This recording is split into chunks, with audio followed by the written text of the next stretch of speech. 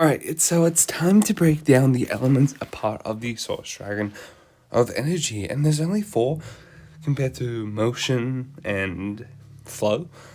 Interesting enough, we've got the three that are on the council at the moment after season 3 part 2 has ended, so that's kind of cool. And then I guess we're going to get the ones that are dead and decide to leave the council.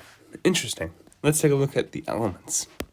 Usually I would start off with one of the main Ninjago, but I wanted to go differently this time and just confirm one of the characters that we have known since last year, Mr. Pale. Mr. Pale's elemental power is of light. It's not known as invisibility, even though it's similar to that, but he is a light bender.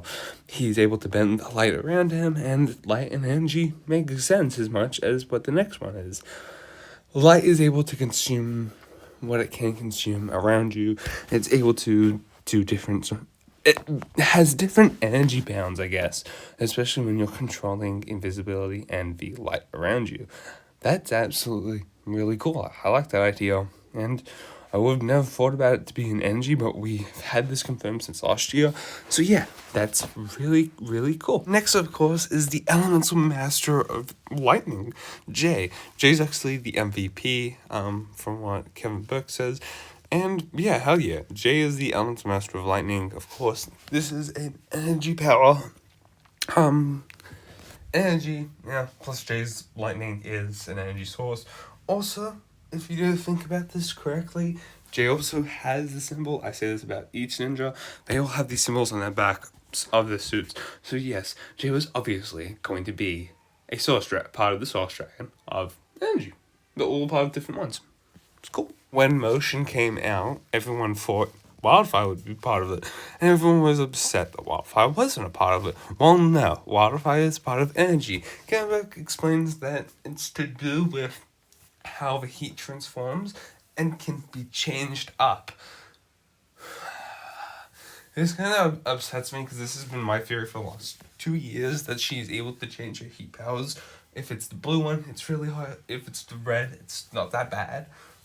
If she changed it to other flames, same sort of consequences. And we've never seen that in the show. And I'm kind of upset at that.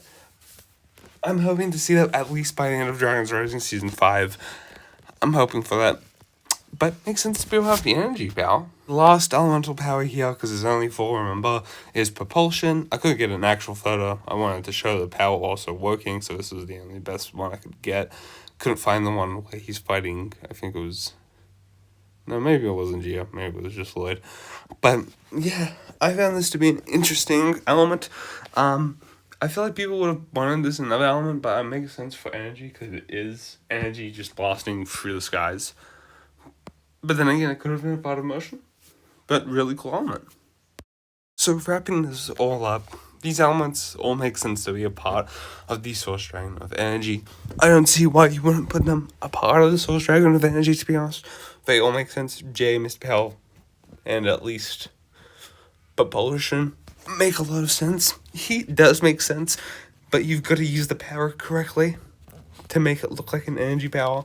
But yeah, I can see why Wildfire's power is here. Same with Frax and Motion. But pretty cool stuff. In the comments down below, what are your thoughts about this? Thank you guys for watching today's video. Peace out, guys.